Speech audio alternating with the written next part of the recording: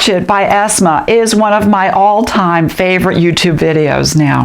I know I've said that before, but I'm serious about it this time. Catch It is fabulous, and we can use it in so many different ways for social learning material for students. Today I'm talking about YouCue Feelings Level 2 activities. In a previous YouTube, I talked about Level 1 activities that help students think about the characters, feelings, and experiences. Level 2 activities are a little bit more sophisticated as we ask students to start thinking about their own feelings and experiences, how they're similar to those of the characters.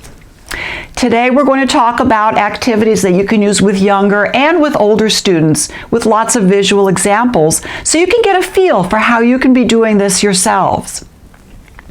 Let's start with self-sketching number 2. In the book, it's on page 46. What we're wanting students to do here is, after they think about the feelings of characters in a YouTube, to then think, when have I had a similar uncomfortable or comfortable feeling, and can I draw about it? Students generally really love to do this. I encourage you to get lots of marker boards and pens, have them at the ready, and ask students, can you just draw a picture of when that happened to you? When you might have felt calm, when you might have felt annoyed or frustrated. They like to draw it, and then they like to share it with their classmates and then talk about it. We can talk about not just the feelings and the situation, but how they handled it and different ways they might handle it at another time. Hard day self-sketching is another Level 2 activity. We all have hard days, and even in a good day, we might have hard moments. We want students to be able to reflect on those times, even when we're being challenged and feeling uncomfortable, think about them, and perhaps handle them in more positive ways. The example I have for you today comes from one of our all-time favorite group times for therapy, Friday at 3:30. Who doesn't like to have a group of kids coming at that point? We started a discussion about how everyone's day had been, and quickly came to realize that all of us had had what we called Friday bumps that day. Now, this is really important to encourage our students to think about.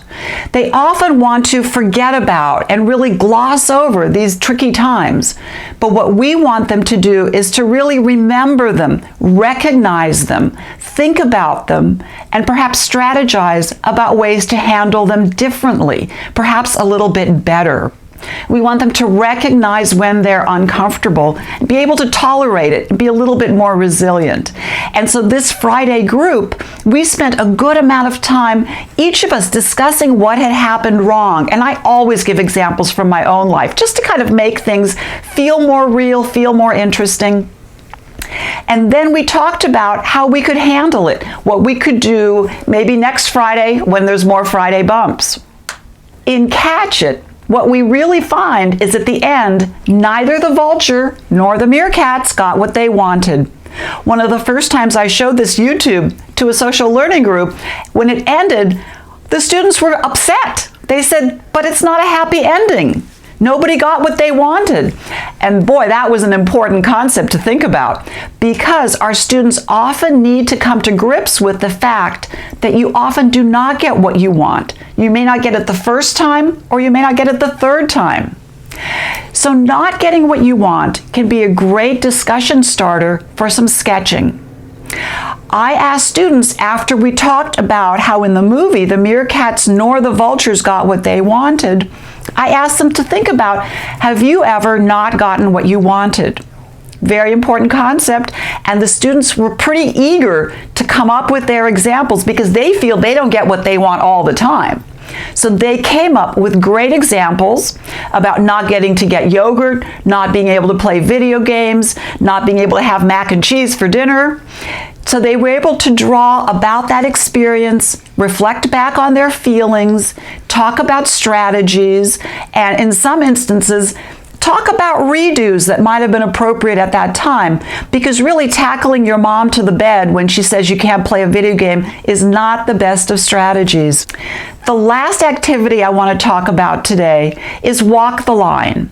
Now, Walk the Line is an activity that really encourages students to practice being part of a team. Just like those meerkats were a team, often our students now are called upon more and more in the classroom to work together, to collaborate. For many of the students with whom I work, this can be a real challenge. And so Walk the Line allows them to think about and practice being a meerkat team. I did this with one of my favorite games now called Escape from Zombie City. Now, it's a very stress-inducing game, which can be good because it's got a soundtrack and a 15-minute time limit. So we kind of have this countdown going, plus this zombie sound, all the zombie noise coming at you. So it's a great experience for our students in a couple of different ways. It's a great game. They all love zombies, so they want to play. But there is a little bit, it ups the stress level a little bit, and so again challenges our students to really work hard. I had wanted these students to try and figure out how to play the game. But we didn't just dive into the game, we did some previewing, which is really important. We created a visual in which we talked about where do you think the challenges are going to be in figuring out this game together, and importantly, how are you going to handle those challenges? What strategies are you going to use? So, I hope this has given you some ideas for ways to use Catch It by ESMA in activities that might challenge your students a little bit, help them think about themselves. I'm Anna Vagin. Happy viewing.